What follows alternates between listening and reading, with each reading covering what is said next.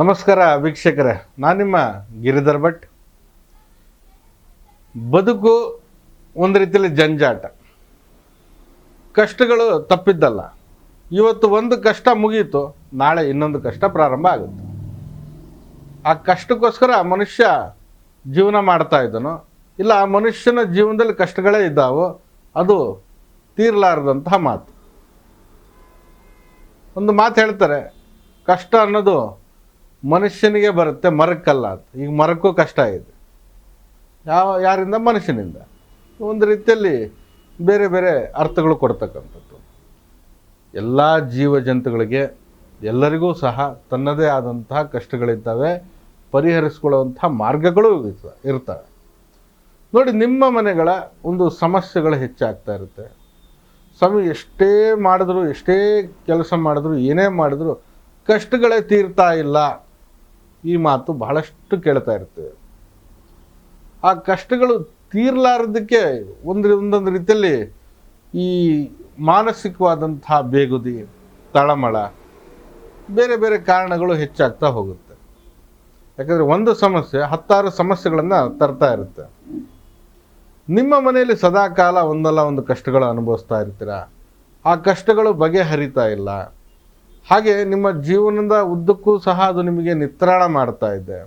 ಏನೇ ಇರಲಿ, ಅದು ಸಾಂಸಾರಿಕ ಜೀವನದಲ್ಲಿ ತೊಂದರೆ, ಮಕ್ಕಳು ಏನೋ ಹೇಳಿದ ಮಾತು ಕೇಳ್ತಾ ಇಲ್ಲ, ಮನೆಯಲ್ಲಿ ಜಗಳ, ವಾತಾವರಣ ಸರಿ ಇಲ್ಲ, ಯಾವುದೋ ಜಮೀನು, ಕೋರ್ಟ್ ಕಚೇರಿ ಅಂತ ಕಷ್ಟಗಳ ಅಲ್ದಾಡೋದು, ನಿಮ್ಮದಲ್ಲದ ತಪ್ಪಿಗೆ ನಿಮ್ಮನ್ನು ಸಿಗ್ಗಾಕಿಸಿ ಚಿತ್ರಹಿಂಸೆ ಕೊಡೋದು, ಅಥವಾ ನಿಮ್ಮ ಒಂದು ತೇಜೋವಧೆ, ಹಿತಶತ್ರುಗಳ ಕಾಡಾಟ, ಶತ್ರುಪೀಡನೆ, ಆರ್ಥಿಕವಾದಂಥ ಸಮಸ್ಯೆ, ಸಾಮಾಜಿಕವಾಗಿ ಜೀವನದಲ್ಲಿ ಒಂದು ರೀತಿಯಲ್ಲಿ ತೊಂದರೆ ತಾಪತ್ರಯ ಎದುರಾಗೋದು, ಒಟ್ಟು ಉನ್ನತಿಗೆ ದಾರಿ ಕೊಡದೆ ದಿನೇಕವಾಗಿ ಆ ಕಷ್ಟಗಳಲ್ಲೇ ಕೊಳಿತಾ ಜೀವನವನ್ನು ನಿತ್ರಾಣ ಮಾಡಿಕೊಂಡು ಸಮಸ್ಯೆಗಳ ಸರಮಾಲೆಯನ್ನೇ ತಾವು ಹಾಕ್ಕೊಂಡಿರ್ತೀರ. ಕೆಲವೊಬ್ಬರಲ್ಲಿ ಮೇಲ್ನೋಟಕ್ಕೆ ಬಹಳ ಚಂದನಾದಂತಹ ಜೀವನ ಇರ್ತದೆ, ಆದರೆ ಆಂತರಿಕವಾಗಿ ಅವ್ರದ್ದೇ ಆದಂತಹ ತೊಂದರೆಗಳು ಹೆಚ್ಚಾಗಿರ್ತದೆ. ಏನೋ ಒಂದು ಸಾಲ ಮಾಡಿರ್ತಾರೋ, ಅಥವಾ ಮನೆಯಲ್ಲಿ ಏನೋ ಒಂದು ರೀತಿಯಲ್ಲಿ ವಾತಾವರಣ, ಯಾವುದಾದ್ರೂ ಕಾರಣಗಳಿರ್ಬೋದು. ನಿಮ್ಮ ಮನೆಯ ಕಷ್ಟಗಳು ತೀರ್ತಾನೇ ಇಲ್ಲ, ಅಥವಾ ಈ ಕಷ್ಟವನ್ನು ಪರಿಹರಿಸಬೇಕು, ಈ ಕಷ್ಟಗಳಿಂದಾಗಿ ನಮಗೆ ಸಮಸ್ಯೆಗಳಾಗ್ತಾ ಇದೆ ಎಂಬುದಾಗಿ ನಿಮ್ಮ ತಲೆಯಲ್ಲಿದ್ದರೆ, ಖಂಡಿತವಾಗಿ ನಾನು ಹೇಳ್ತಕ್ಕಂತಹ ಈ ಉಪಾಯವನ್ನು, ಈ ನಿಯಮವನ್ನು, ಈ ತಂತ್ರವನ್ನು ತಾವು ಮಾಡೋದ್ರಿಂದ ನಿಮ್ಮ ಜೀವನದಲ್ಲಿ ಅದ್ಭುತವಾದಂತಹ ಪ್ರಯೋಜನ ಪಡಿಬೋದು. ಅತ್ಯದ್ಭುತವಾದಂತಹ ಒಂದು ಮಾರ್ಗಗಳು ಗೋಚರ ಆಗುತ್ತೆ.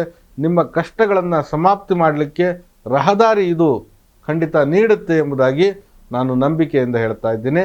ಅದೇ ನಂಬಿಕೆಯಿಂದ ನೀವು ಇದನ್ನು ಮಾಡಿ ನೋಡಿ. ಬಹಳ ಸುಲಭವಾಗಿರ್ತಕ್ಕಂಥ ಒಂದು ವಿಶೇಷತೆ ಈ ಒಂದು ಸ್ಥಿತಿಯಲ್ಲಿ ನಾವು ಕಾಣಬಹುದಾಗಿದೆ.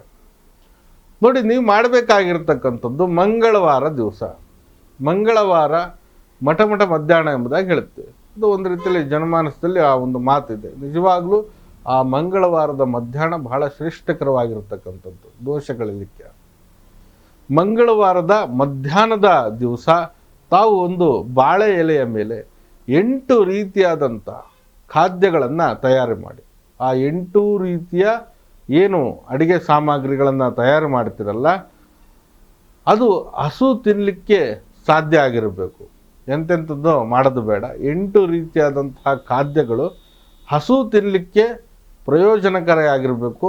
ಅದು ಹಸು ಇಷ್ಟಪಟ್ಟು ತಿನ್ನೋ ರೀತಿಯಲ್ಲಿ ಇರಬೇಕು. ಅಂಥ ಖಾದ್ಯಗಳನ್ನು ಮಾಡಿ, ಅದು ಸಸ್ಯಾಹಾರದಲ್ಲಿ ಯಾವುದಾದ್ರೂ ಮಾಡಿ, ನಿಮಗೆ ಗೊತ್ತಿರತಕ್ಕಂಥದ್ದನ್ನು ಈ 8 ಖಾದ್ಯಗಳನ್ನು ಮಾಡಿ ಆ ಮಧ್ಯಾಹ್ನದ ಸಮಯದಲ್ಲಿ ಹಸುವಿಗೆ ತಿನ್ನಿಸಿ.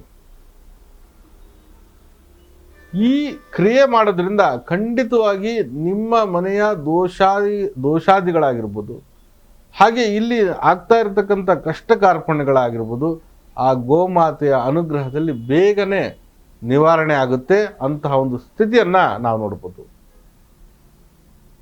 ಅಂಥದ್ದು ವಿಶೇಷತೆ ಇಲ್ಲಿ ಬಹಳ ನೋಡ್ಬೋದಾಗಿದೆ. ನೋಡಿ, 8 ರೀತಿಯಾದಂತಹ ಖಾದ್ಯಗಳಂದರೆ ಅದು ಶನಿ ತತ್ವವನ್ನು ಸೂಚಿಸುತ್ತೆ. ಅದೇ ರೀತಿಯಾಗಿ ಈ ಮಂಗಳವಾರದ ದಿವಸ ಮಾಡೋದ್ರಿಂದ ಕುಜ ತತ್ವವನ್ನು ಸೂಚಿಸುತ್ತೆ. ಹಾಗೆ ಈ ಬಾಳೆಯಲ್ಲಿ ಕೊಡೋದ್ರಿಂದ ಅದು ಹಸುವಿಗೂ ನೀಡೋದ್ರಿಂದ ಇದು ದೈವತ್ವವನ್ನು ಸೂಚಿಸುತ್ತೆ. ಹಾಗೆ ಬುಧನ ತತ್ವವನ್ನು ಕೂಡ ಸೂಚಿಸುತ್ತೆ. ಹಾಗೆ ಹಸು ತಿನ್ನೋದ್ರಿಂದ ದೈವ ಗುರು ಪ್ರಬಲನಾಗ್ತಾನೆ ಎಂಬುದಾಗಿ ನಾವು ನೋಡ್ಬೋದು. ಇಲ್ಲಿ ಶನಿವಿನ ಗೋಚಾರ ಫಲದಿಂದ, ಕುಜನ ಒಂದು ಕೆಟ್ಟ ದೃಷ್ಟಿಯಿಂದ, ಶನಿಯ ಕೆಟ್ಟ ದೃಷ್ಟಿಯಿಂದ, ಬುಧ ನಿಮ್ಮ ಬುದ್ಧಿವಂತಿಕೆ ಅನ್ನೋದನ್ನ ಕಡಿಮೆ ಮಾಡಿ, ಗುರು ಯಾವುದೇ ರೀತಿಯಲ್ಲಿ ಶುಭಪ್ರದವಾದಂತಹ ಫಲದಾಯಕವನ್ನು ನೀಡದೆ ನಿಮ್ಮ ಸ್ಥಿತಿಯನ್ನು ಕಳಪೆಗೆ ನೂಕಿರ್ತಾನೆ. ಆವಾಗಲೇ ಇಂಥ ಕಷ್ಟಗಳು ಹೆಚ್ಚಾಗೋದು. ನೋಡಿ, ಶನಿ ಯಾವಾಗಲೂ ನಿಮಗೆ ಹೆಚ್ಚಿನದಾದಂತಹ ಹೊರೆ ಕೊಡ್ತಾನೆ, ಕಷ್ಟಗಳನ್ನೇ ಹೆಚ್ಚು ಮಾಡ್ತಾ ಇರ್ತಾನೆ. ಕುಜ ಶುಭ ಕಾರ್ಯದಲ್ಲಿ ಅಮಂಗಳ ಮಾಡ್ತಾ ಇರ್ತಾನೆ, ವಿಘ್ನಗಳನ್ನು ತರ್ತಾ ಇರ್ತಾನೆ. ಹಾಗೆ ಬುಧ ನಿಮ್ಮದು ಬುದ್ಧಿ ಎಲ್ಲೋ ಒಂದು ಕಡೆ ಕಳೆದೋಗಿರುತ್ತೆ, ನೀವೇ ಯಾಮಾರಿರ್ತೀರ. ಗುರುವಿನ ಒಂದು ದಯೆ ಇರದೆ ಯಾವುದೇ ರೀತಿಯಲ್ಲಿ ಶುಭ ಅದೃಷ್ಟ ಅನ್ನೋದು ನಿಮಗೆ ಬರೋದಿಲ್ಲ. ಈ 4 ಗ್ರಹಗಳ ತೊಂದರೆಗಳು ಏನಿದ್ದಾವೆ ಅದೇ ನಿಮಗೆ ಬಾಧೆ ಕೊಡೋದು, ಇದೇ ಕಷ್ಟಗಳನ್ನು ಹೆಚ್ಚಾಗಿ ತಂದು ಕೊಡ್ತಾ ಇರುತ್ತೆ. ಹಾಗಾಗಿ ಅದನ್ನು ಸಮಾಪ್ತಿ ಮಾಡಲಿಕ್ಕೆ ಈ ಒಂದು ಪರಿಹಾರ ನಿಮಗೆ ಬಹಳ ವಿಶೇಷವಾಗಿ ಪ್ರತ್ಯಕ್ಷ ಮತ್ತು ಫಲಕಾರಿಯಾಗಿರ್ತಕ್ಕಂಥ ಅಂಶ ಆಗಿದೆ. ಬಾಳೆ ಎಲೆ ಅದು ಅದರದೇ ಆದಂಥ ಒಂದು ತತ್ವಗಳನ್ನು ಸೂಚಿಸುತ್ತೆ. ಈ ಪರಿಹಾರ ಮಾಡುವಾಗ ಇದನ್ನು ಮಾಡಿ, ಖಂಡಿತವಾಗಿ ಅದ್ಭುತವಾದದ್ದನ್ನೇ ತಾವು ನೋಡ್ತೀರ. ಕಷ್ಟಗಳು ಕಳೆಯುತ್ತೆ, ಜೀವನ ಬದಲಾಗುತ್ತೆ, ದಾರಿದ್ರ್ಯ ನಿವಾರಣೆ ಆಗುತ್ತೆ, ಪರಿವರ್ತನೆ ಖಂಡಿತ ಗೋಚರ ಆಗುತ್ತೆ. ಪರಿವರ್ತನೆ ಜಗದ ನಿಯಮ ಹೌದು. ಹಾಗಾಗಿ ತಾವು ಈ ತಂತ್ರೋಪಾಯಗಳನ್ನು ಮಾಡೋದ್ರಿಂದ ಖಂಡಿತ ನಿಮ್ಮ ಜೀವನದಲ್ಲಿ ಬಹಳಷ್ಟು ಮುಂದೆ ಬರ್ಬೋದು, ಒಳಿತನ್ನು ಪಡಿಬೋದು, ಒಳ್ಳೆಯದನ್ನೇ ನಾವು ನೋಡ್ಬೋದು. ಹಾಗಾಗಿ ಈ ವಿಶೇಷವಾದಂಥ ಪರಿಹಾರವನ್ನು ನಾನು ನಿಮಗೆ ತಿಳಿಸಿದ್ದೀನಿ. ಖಂಡಿತವಾಗಿ ಇದರ ಒಂದು ಸದುಪಯೋಗ ಮಾಡಿ. ಒಂದು ದಿನ ಅಥವಾ ತಿಂಗಳಲ್ಲಿ ಒಮ್ಮೆ ಅಥವಾ 6 ತಿಂಗಳಿಗೊಮ್ಮೆ ಆದರೂ ಇಂಥದ್ದು ಪರಿಹಾರವನ್ನು ಮಾಡ್ತಾ ಇದ್ದರೆ ನಿಮ್ಮ ಜೀವನದಲ್ಲಿ ಅದ್ಭುತವಾದಂಥ ಬದಲಾವಣೆ ನಿಶ್ಚಿತವಾಗಿ ನಾವು ನೋಡಬಹುದಾಗಿದೆ. ಖಂಡಿತ ಮಾಡಿ ನೋಡಿ ವೀಕ್ಷಕರೇ. ತದನಂತರ ನನಗೆ ಕಮೆಂಟ್ನಲ್ಲಿ ಅದರ ಒಂದು ಪ್ರಯೋಜನ ನೀವು ಖಂಡಿತ ತಿಳಿಸಿರ್ತೀರ ಎಂಬ ನಂಬಿಕೆಯಿಂದ ನಾನು ವಿಷಯವನ್ನು ತಿಳಿಸ್ತಾ ಇದ್ದೀನಿ. ನಾನು ನಿಮ್ಮ ಗಿರಿಧರ್ ಭಟ್. ನಮ್ಮ ಕಚೇರಿ ಬಂದು ಜ್ಞಾನಭಾರತಿ ಯೂನಿವರ್ಸಿಟಿ ಕ್ವಾರ್ಟರ್ಸ್ ಬಳಿ ಇರ್ತಕ್ಕಂತಹ ಈ ನಮ್ಮ ಕಚೇರಿಗೆ ತಾವು ನೇರವಾಗಿ ಭೇಟಿ ನೀಡಬಹುದಾಗಿದೆ. ಹಾಗೆ ಈ ನಮ್ಮ ಕಚೇರಿ ಕೂಡ ಬೆಂಗಳೂರಿನಲ್ಲಿ ವ್ಯವಸ್ಥಿತವಾಗಿ ಇದೆ. ಮತ್ತು ಇಲ್ಲಿ ಏನಂತಂದರೆ, ನೀವು ನಿಮ್ಮ ಸಮಸ್ಯೆಗಳು ಏನಾದರೂ ಇದ್ದರೆ ನೇರವಾಗಿ ಭೇಟಿಯಾಗಿ ಅದರ ಒಂದು ಪರಿಹಾರ ಉಪಾಯಗಳನ್ನು ತಿಳ್ಕೊಳ್ಬೋದು. ಮತ್ತು ನೀವು ಮೊದಲೇ ಕರೆ ಮಾಡಿ ಒಂದು ಭೇಟಿಯ ಸಮಯವನ್ನು ಕೂಡ ನಿಗದಿ ಮಾಡಿಕೊಂಡು ಬನ್ನಿ. ದೂರದ ಊರಿನವರು, ನೀವು ಬಹಳ ದೂರ ಇರ್ತೀರ, ಬರಲಿಕ್ಕಾಗಲ್ಲ ಅಂಥವ್ರು ಫೋನಿನ ಮೂಲಕ ಸಹ ತಾವು ಕೇಳ್ಕೊಳ್ಬೋದು. ಏನೋ ಜ್ಯೋತಿಷ್ಯ ಹೇಳಲಿಕ್ಕೆ ಫೀಸ್ ತೊಗೋತಾರೆ ಅನ್ನೋದೇನು ಭಯ ಬೇಡ. ನಮ್ಮ ಯಾವುದೇ ಫೀಸ್ ಇಲ್ಲ, ನಿಮ್ಮ ಮನಭಕ್ತಿ ಅದಷ್ಟೇ. ನಾವು ಇಷ್ಟೇ ತೊಗೊಳ್ಬೇಕು ಅನ್ನೋದು ಎಂಥದ್ದೇನು ನಿಯಮ ಇಲ್ಲ, ನಿಮ್ಮ ಮನಭಕ್ತಿ. ಹಾಗಾಗಿ ಖಂಡಿತವಾಗಿ ನಿಮ್ಮ ಕಷ್ಟಗಳು ಏನಾದರೂ ಇದ್ದರೆ ಕರೆ ಮಾಡಿ. ದೂರದವ್ರನ್ನವರು ಕರೆ ಮಾಡಿ ಭೇಟಿ ಆಗ್ಬೋದು, ಹತ್ರದವ್ರು ಇದ್ದರೆ ಬಂದು ಭೇಟಿಯಾಗಿ. ಖಂಡಿತ ನಿಮ್ಮ ಒಂದು ಜೀವನದಲ್ಲಿ ಆಗ್ತಾ ಇರತಕ್ಕಂಥ ಸಮಸ್ಯೆಗಳಿಗೆ ತಿಳಿದಿದ್ದರೆ ಪರಿಹಾರಗಳನ್ನು ತಿಳಿಸುವಂಥ ಒಂದು ಪ್ರಯತ್ನ ನಮ್ಮಿಂದ ನಡೀತಾ ಇರುತ್ತೆ.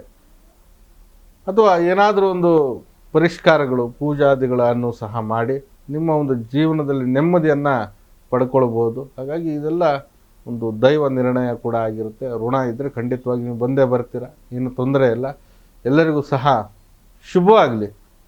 ನಮಸ್ಕಾರ.